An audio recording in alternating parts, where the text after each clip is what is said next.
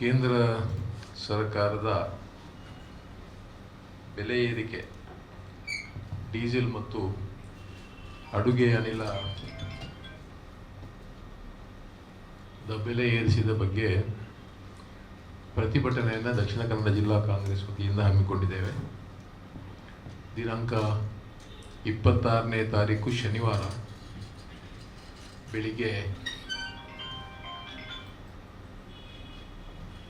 10 ಗಂಟೆಗೆ ನಾವು ಅಂಬೇಡ್ಕರ್ ವೃತ್ತದ ಹತ್ರ ಸೇರಿಕೊಂಡು ಮಿನಿ ವಿಧಾನಸೌಧ ಟೌನ್ ಹಾಲ್ವರೆಗೆ ಪ್ರತಿಭಟನಾ ಮೆರವಣಿಗೆಯನ್ನು ಮಾಡಿ ಅಲ್ಲಿ ಸಾರ್ವಜನಿಕ ಪ್ರತಿಭಟನಾ ಸಭೆಯನ್ನು ಮಾಡುವಂತ ನಿಶ್ಚಯ ಮಾಡಿದ್ದೇವೆ.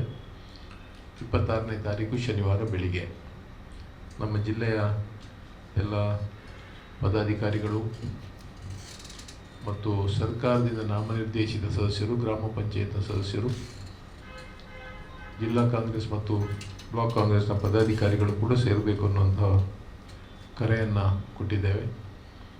ಈ ಒಂದು ಕಾರ್ಯಕ್ರಮದಲ್ಲಿ ನಮ್ಮ ಅಖಿಲ ಭಾರತ ಕಾಂಗ್ರೆಸ್ ಪಕ್ಷದ ಕಾರ್ಯದರ್ಶಿಗಳಾದ ಸನ್ಮಾನ್ಯ ಶ್ರೀ ರೋಜಿ ಜಾನ್ ರವರು ಪಾಲ್ಗೊಳ್ತಾರೆ.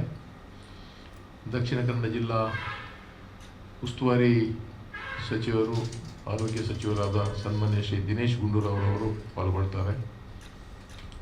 ಕರ್ನಾಟಕ ಪ್ರದೇಶ ಕಾಂಗ್ರೆಸ್ ಸಮಿತಿಯ ಕಾರ್ಯಾಧ್ಯಕ್ಷರಾದ MLCಗಳಾದ ಸನ್ಮಾನ್ಯ ಶ್ರೀ ಮಂಜುನಾಥ್ ಭಂಡಾರಿ ಅವರು ಪಾಲ್ಗೊಳ್ತಾರೆ. ಮತ್ತು KPCCಯಿಂದ ನಮ್ಮ ಜಿಲ್ಲೆಗೆ ಒಬ್ಬ ಉಪಾಧ್ಯಕ್ಷ ಮತ್ತು ಒಂದೊಂದು ವಿಧಾನಸಭಾ ಕ್ಷೇತ್ರಗಳಿಗೆ ಒಬ್ಬೊಬ್ಬ ಪ್ರಧಾನ ಕಾರ್ಯದರ್ಶಿಗಳನ್ನು ಉಸ್ತುವಾರಿಗಳನ್ನಾಗಿ ನೇಮಿಸಿದ್ದಾರೆ. ಅವರು ಕೂಡ ಈ ಸಭೆಯಲ್ಲಿ ಪಾಲ್ಗೊಳ್ತಾರೆ.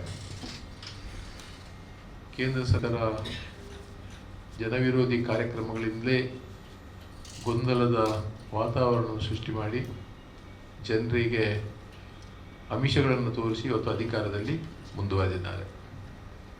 ಅದು GST ವಿಚಾರ ಇರ್ಬೋದು, ಅಥವಾ ನೋಟ್ ಬ್ಯಾನ್ ಇರ್ಬೋದು,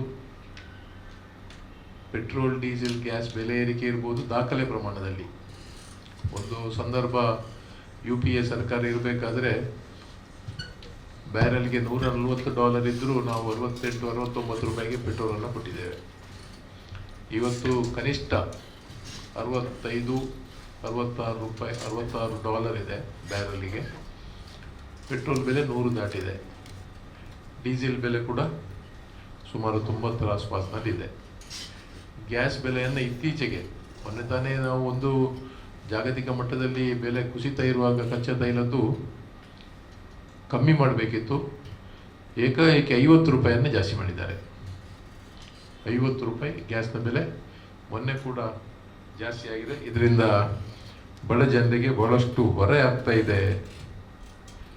ಈ ಹೊರೆಯಿಂದ ಜನರು ಹೊರಗೆ ಬರಬೇಕಾದ್ರೆ ಇವರ ತಪ್ಪು ಆರ್ಥಿಕ ನೀತಿಗಳಿಂದಾಗಿ ಹೈರಾಣಾಗುವಂಥ ಪರಿಸ್ಥಿತಿ. ಬಹುಶಃ ಕಾಂಗ್ರೆಸ್ ಸರ್ಕಾರ ಇವತ್ತು ಗ್ಯಾರಂಟಿಗಳನ್ನು ಕೊಡ್ತಾ ಇದೆ.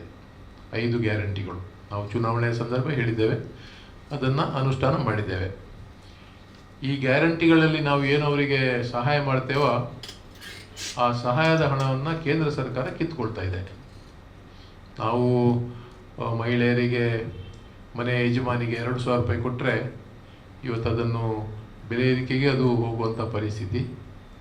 ನಾವು ಶಕ್ತಿ ಯೋಜನೆಯಲ್ಲಿ ಬಸ್ನಲ್ಲಿ ಫ್ರೀ ಓಡಾಡಲಿಕ್ಕೆ ಅವಕಾಶ ಕೊಟ್ಟರೆ ಅದು ಕೂಡ ಈ ಬೆಲೆ ಏರಿಕೆಯಿಂದಾಗಿ ಅವರಿಗೆ ನಾವು ಕೊಡುವಂಥ ಗ್ಯಾರಂಟಿಗಳು ಕೂಡ ಅದು ಈ ಬೆಲೆ ಏರಿಕೆಗೆ ಸರಿಸಮ ಆಗುವಂಥ ವ್ಯವಸ್ಥೆ. ಆದ್ದರಿಂದ ಒಂದು ರೀತಿಯಲ್ಲಿ ಅವರು ನಮ್ಮ ಗ್ಯಾರಂಟಿಗಳನ್ನು ಬಿಟ್ಟಿ ಭಾಗ್ಯ ಅಂತ ಹೇಳಿದರು. ಬಿಟ್ಟಿ ಭಾಗ್ಯ ಅಂತ ಹೇಳಿದ್ರು ನಮ್ಮ ಕಾಂಗ್ರೆಸ್ ಪಕ್ಷದ ಸರ್ಕಾರಗಳು ಇವತ್ತು ಕರ್ನಾಟಕ ಇರ್ಬೋದು, ತೆಲಂಗಾಣ ಇರ್ಬೋದು, ಹಿಮಾಚಲ ಪ್ರದೇಶ ಇರ್ಬೋದು, ಏನು ಗ್ಯಾರಂಟಿ ಕೊಟ್ಟಿದ್ದೇವೆ ನಾವು ಅದನ್ನು ಅನುಷ್ಠಾನ ಮಾಡಿದ್ದೇವೆ.